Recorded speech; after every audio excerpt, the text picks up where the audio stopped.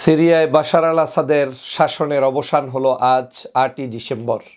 আপনারা নিশ্চয়ই জানেন যে প্রায় ৫৪ বছর পর্যন্ত এই দেশটিকে অবৈধভাবে জুলুম, অত্যাচার, নির্যাতনের মধ্য দিয়ে শাসন করেছে বাশার আল আসাদ এবং বাশার আল আসাদের পিতা হাফিজ আল আসাদ। এই দুইজন ব্যক্তি সময় নিয়েছেন প্রায় ৫৪ বছর। ৩০ বছর তার বাবা এবং ২৪ বছর হচ্ছে এই বাশার আল আসাদ। ২৪ বছরের মধ্যে লাস্ট প্রায় ১৩ বছর পর্যন্ত এমনভাবে মানুষদেরকে খুন করেছে, গুম করেছে, হত্যা করেছে, যা পৃথিবীর কাছে একটি নিকৃষ্টতম উদাহরণ হিসাবে আজ জনতার কাছে স্পষ্ট হয়েছে। ইতিহাসের কালো অধ্যায় রচিত করেছে এই বাশার আল আসাদ। বাশার আল আসাদের শাসন অবসানটা ঠিক শেখ হাসিনার স্টাইলেই হয়েছে। শেখ হাসিনা যেভাবে বাংলাদেশের মানুষের উপরে জুলুম করে, অত্যাচার করে, নির্যাতন করে পার পেতে চেয়েছিল, কিন্তু জনগণ সেটা করতে দেয়নি। শেখ হাসিনা যেভাবে পালায়ন করেছে বাংলাদেশ থেকে বিমান যোগে, ঠিক বাশার আল আসাদও পালায়ন করেছেন ব্যক্তিগত বিমান যোগে। এখন আর বাশার আল আসাদের অস্তিত্ব সিরিয়ার মাটিতে নেই। এখন ওখানের মাটিতে সাধারণ জনগণ, বিপ্লবীরা এখন বিচরণ করছে। দেশ আজকের বিজয় উল্লাসে ফিটে উঠেছে। সারা দেশের মানুষ, সিরিয়ার মানুষ আনন্দ উদযাপন করছে। কয়েকটি দিক বাংলাদেশের সাথে সিরিয়ার সাথে এখন মিলে যাচ্ছে। এক, শেখ হাসিনা যেভাবে প্লেনে করে পালিয়েছেন, বাশার আল আসাদও কিন্তু সেই একই পদ্ধতিতে প্লেনে করে পালিয়েছেন। দুই, আমাদের বাংলাদেশে যেভাবে জাতির আব্বার ছবির উপরে, জাতির আব্বার ভাস্কর্যের উপরে সারা বাংলাদেশের মানুষ থুতু নিক্ষেপ করেছে, তারপরে সেই ভাস্কর্যকে আপ্যায়িত করেছে, একই উপায়ে বাশার আল আসাদের কারণে তার পিতার সেই ভাস্কর্যকেও, সেখানে তাদের জাতির আব্বার ভাস্কর্যকেও আপ্যায়িত করেছে সিরিয়ার সাধারণ জনগণ। আমরা এখান থেকে একটা মেসেজ স্পষ্ট দেখতে পাই, সেটা হচ্ছে কোনো স্বৈর শাসককেই সেই দেশের জনগণ যে কোনো মূল্যে প্রতিহত করতে জানে, করতে চায় এবং তাদেরকে অ্যাকসেপ্ট করে না। কোনো অবস্থায় টিকে থাকার কোনো সুযোগ নেই। আপনি দেখেন বাশার আল আসাদ হয়তো জুলুম করে, অত্যাচার করে, তার পিতার শাসনামল ছিল প্রায় ৩০ বছর, সেই ক্ষমতাকে অপব্যবহার করে তারপরে আরও ২৪ বছর, ৫৪ বছর হয়তো টিকতে পেরেছে। পরিবারটি ৫৪ বছর টিকেছে, আর বাশার আল আসাদ ২৪ বছর টিকেছে। কিন্তু ২৪ বছর পরে হলেও আপনাকে চলে যেতে হয়েছে। শেখ হাসিনা বাংলাদেশে ১৬ বছর জুলুম করেছে, অত্যাচার করেছে, নির্যাতন করেছে, নিপীড়ন করেছে।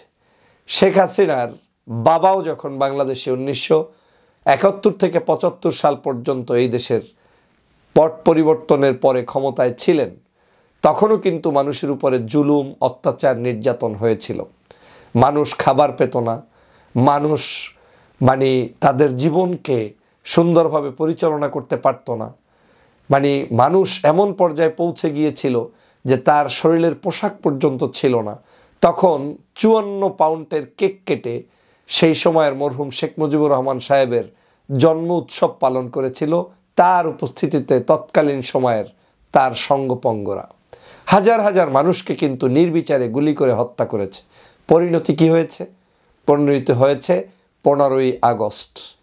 আজ বাংলাদেশে একই অবস্থায় শেখ হাসিনা মানুষের উপরে জুলুম, নির্যাতন, অত্যাচার, খুন, গুম করে রেহাই কিন্তু পায়নি। পরিণতি কি হয়েছে? পালিয়ে যেতে হয়েছে।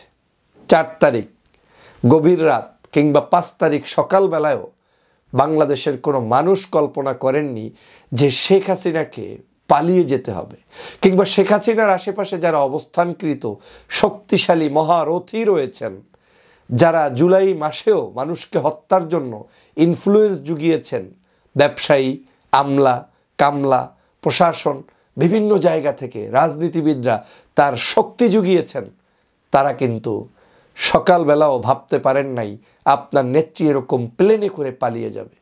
ঠিক আজ বাশার আল আসাদ পালিয়ে গেলেন একই কায়দায়, একই উপায়ে। মাত্র ১৫ দিনের যুদ্ধে, এই ১৫ দিন পর্যন্ত তারা সেই বাশার আল আসাদ বিরোধী শক্তিটি শুধু তাদের বিজয়ের জন্য তারা জান প্রাণ দিয়ে লড়াই চালিয়ে গিয়েছেন। 15 দিনের মধ্যে তাদের বিজয় সূচিত হয়েছে। দীর্ঘদিনের তাদের মিত্র ছিল যারা, তারা তাদের সৈন্যবাহিনীকে গুটিয়ে নিয়েছে। সেখানে এখন আর তাদের কোনো সাহায্য নেই। এর দ্বারা প্রমাণ হয় পরাশক্তির জোরে হয়তো কিছুদিন আপনি ক্ষমতায় থাকতে পারবেন, কিন্তু পরাশক্তি আপনার সাথে সব সময়ের জন্য থাকতে পারবে না। আমাদের বাংলাদেশেও একই কায়দায় শেখ হাসিনাকে ক্ষমতায় রাখার জন্য ভারতের মোদি সরকার কিংবা ভারতের যারা সরকার ছিল, গত 16 বছর যারা শাসন করেছে ভারতে, তারাই কিন্তু শেখ হাসিনাকে অবৈধ পথে ক্ষমতায় রাখার জন্য চেষ্টা করেছে। বাংলাদেশের মানুষ তাদের চটপাকাত করে দিয়ে বিদায় করে দিয়েছে, এমনভাবে বিদায় দিয়েছে এখন নির্লজ্জ বেহায়ার মতো খিলখিলিয়ে তারা পিছনে বসে বসে ষড়যন্ত্র করছে, কিন্তু কোনো অবস্থায় আর ব্যাক করার সুযোগ নেই। বাংলার মানুষ বিতাড়িত করেছে শুধু শেখ হাসিনার মতো একজন বিতাড়িত শয়তানিকেই নয়, বরং তার সঙ্গপঙ্গ যারাই তারকে রসদ জুগিয়েছে, সাহায্য করেছে, তাদেরকেও বিদায় করে দিয়েছে। একই উপায়, বাশার আল আসাদ চলে গিয়েছেন। বাশার আল আসাদের সঙ্গপঙ্গ এখন দুর্বল, উইক, তারা হতভম্ব হয়ে গিয়েছেন যে মাত্র 15 দিনের মধ্যে 54 বছরের শাসন ব্যবস্থা কিভাবে শেষ করে দেওয়া যায়। আপনারা নিশ্চয়ই জানেন বাশার আল আসাদের বাবা প্রায় 2000 সাল পর্যন্ত ক্ষমতায় ছিলেন দীর্ঘদিন।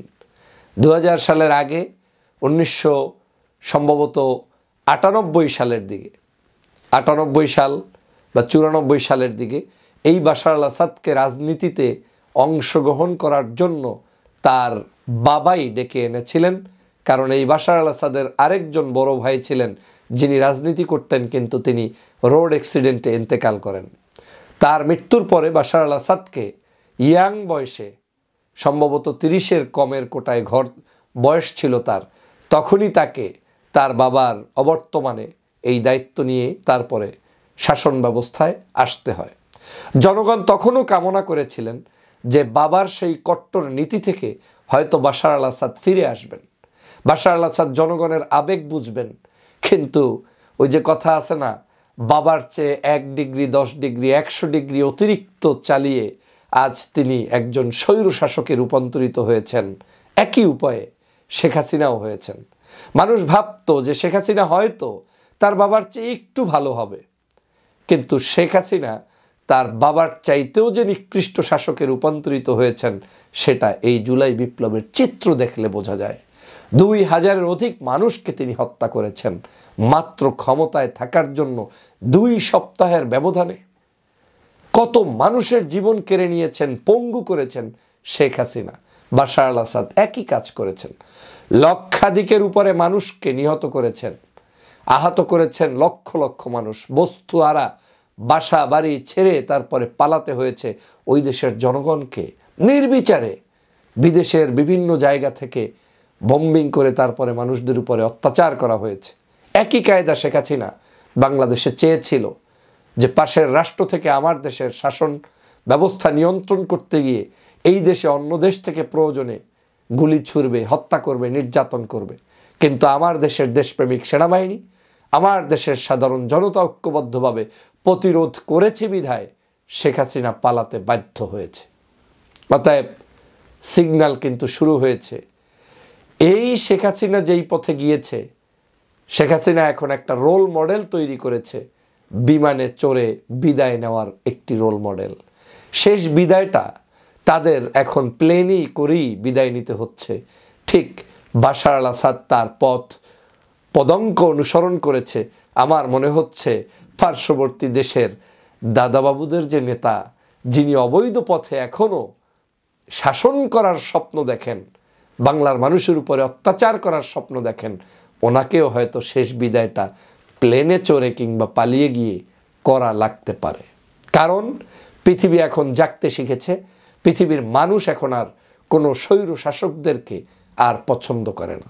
আর বাংলাদেশেও যারা রাজনীতি করছেন, আমি সবাইকে হুঁশিয়ার করে বলতে চাই, এখন মানুষের মধ্যে বিপ্লবী চেতনা। এখন আর ওই আগের মতো একজন যাব একজন আসবো, আমি ওর চেয়ে ভালো, এর চেয়ে ভালো, এই উপস্থাপন করার মধ্য দিয়ে আর পরিবর্তনের সাথে ম্যাচ খাওয়ানো সম্ভব নয়। যদি পরিবর্তনের সাথে মিশে থাকতে চান তাহলে বিপ্লবী চেতনা আমাদেরকে ধারণ করে বিপ্লবীদের পক্ষে থেকেই জীবনকে পরিচালনা করা, রাষ্ট্রকে পরিচালনা করতে হবে। না হয় আগামী দিনে আমাদের দেশের রাজনীতিক যে পরিবর্তন, সেটা কিন্তু আপনাদের সকলের জন্য কঠিন হয়ে দাঁড়িয়ে যাবে। অতএব বাংলার মানুষ মুক্তি পেয়েছে, আজ সিরিয়ার মানুষ মুক্তি পেয়েছে, এই বাতাস লাগা শুরু হয়েছে, পৃথিবীর সকল স্বৈরশাসকদের পতন ত্বরান্বিত হবে এবং 24-এর বছর মনে হয় পালানোর বছর। অতএব পৃথিবীর সকল স্বৈরশাসকরা সাবধান হয়ে যাও, পৃথিবীতে তোমাদের কোনো স্থান নেই। এই পৃথিবী এখন আজকের বিপ্লবীদের দখলে থাকবে, পৃথিবী এখন শান্তশিষ্ট মানুষের দখলে থাকবে, পৃথিবী এখন নৈরাজ্যবিহীন একটি সুন্দর পৃথিবী থাকবে। সেটাই পৃথিবীর মানুষের প্রত্যাশা। আমি ধন্যবাদ জানাই সিরিয়ার মানুষদেরকে যারা ইতিমধ্যেই ঘোষণা দিয়েছেন সরকারি কোনো ভবন কিংবা কোনো ক্ষতিসাধন, জনগণের কোনো ক্ষতিসাধন করা যাবে না। আমি তাদের এই নেতৃত্বকে সাধুবাদ জানাই। তারা ইতিমধ্যেই বলেছেন যারা আত্মসমর্পণ করেছে, যারা যে কোনো মূল্যে আজকের এই বাংলাদেশের সিরিয়ার মানুষের বিজয় এনে দিয়েছেন। কিন্তু সেই সিরিয়ায় যারা বিরোধী মানুষ ছিলেন তাদের কেউ যদি আপনার ক্ষতির কারণ না হয়, কারো উপরে যাতে সিরিয়াবাসী তাদের উপরে জুলুম না করে সেই আহ্বান জানিয়েছেন। আমি আপনাদের প্রতি কৃতজ্ঞতা জানাই। এটা আমাদের জন্য রোল মডেল। আসুন আমরাও আমার এই বাংলাদেশকে এগিয়ে নেওয়ার জন্য আমরা কারো ক্ষতি সাধন না করে আমাদের কাজকে সামনের দিকে এগিয়ে নিয়ে যাই এবং দোসরদেরকে বিতাড়িত করি। সবাইকে ধন্যবাদ।